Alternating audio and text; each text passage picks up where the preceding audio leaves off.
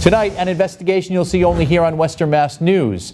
A local barbershop owner partnered with a company based in East Longmeadow hoping to expand his business, only to be left high and dry. Several clients of that barbershop also affected. Western Mass News reporter James Villalobos has been digging deeper into the company. And not only is the barbershop owner speaking out, so is the company itself. The company we're talking about is Light International, which was founded by Christian Bremen of Chicopee. The company touted itself as a business and fashion on-demand service. However, a vendor not getting paid completely for the work he was doing and customers not getting the services they paid for are speaking out. Evan Nyman founded Bentley's Barbershop in Springfield 4 years ago. As a businessman, he's always looking to grow. That's why he was all ears when he heard about Light International from a friend.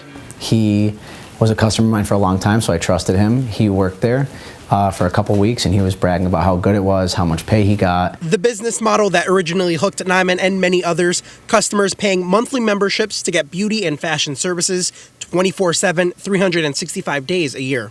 They can get massages, facials, eyebrow threading, haircuts, you name it, anytime they want, anywhere they want. Nyman tells Western Mass News he met with Light International CEO and owner Christian Bremen about teaming up to offer services at his barbershop.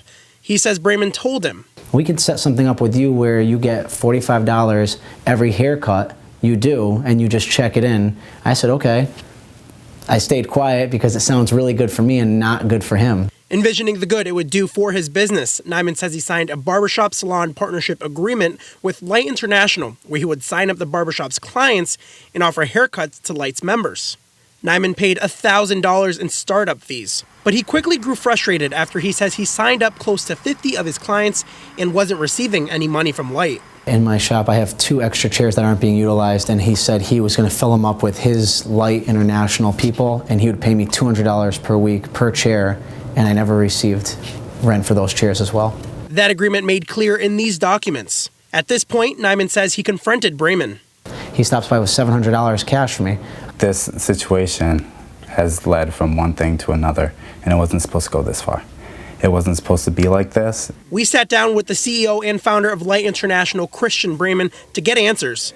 Bremen alleges he paid Nyman $1,500 and that Nyman only signed up 15 new subscriptions.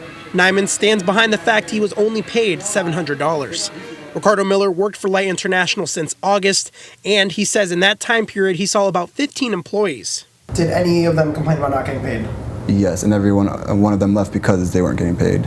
Bremen, however, tells us he did pay his employees. A spokesperson with the Attorney General's office tells us they have received 7 complaints about Light International, 2 consumer complaints, and 5 complaints to their Fair Labor Division. We reached out to the Better Business Bureau and found no consumer complaints on file for Light, but they are investigating the business after receiving a spike in inquiries.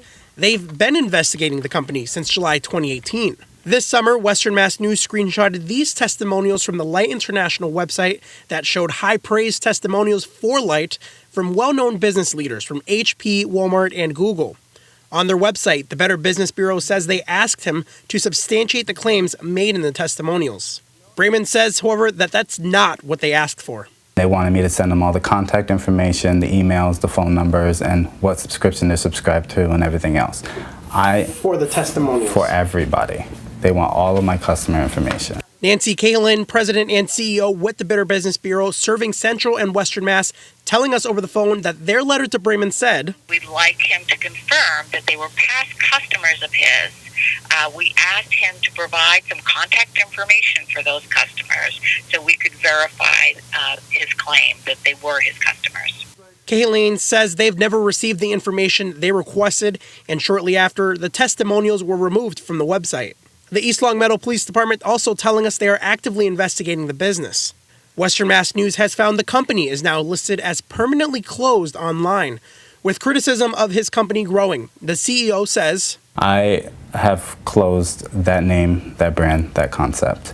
I feel like it'd be best for me to pursue my education and to do everything the right way rather than, trying to figure things out as I go, because clearly it hasn't worked for me. He tells Western Mass News that everyone who bought a subscription who didn't use the services will get a refund, but those that used the services per the company policy will not get a refund. I did not, intend to scam anybody. That's not the label that I want. It's not something that I was out to do. I wasn't out to take people's money or drain their bank account, so to say. And, you know, all of this stuff that they're accusing me of is not true. Former employees alleging they weren't paid, now without a job, and a business owner trying to compensate for the damage the agreement he made has caused. I actually left Home Depot warehouse in Westfield, Mass. For this job because it was more money, and now I just don't have a job. He's been doing this for a long time, and none of these people have ever gotten their money back.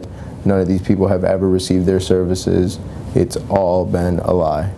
He put my business and my family and everything at risk and jeopardized everything, because that's the way I support my family. So if I lose my business, I lose everything.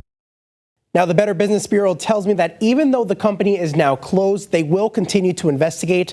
Both they and the Attorney General's office asking anyone who may have been affected by this business should contact their offices.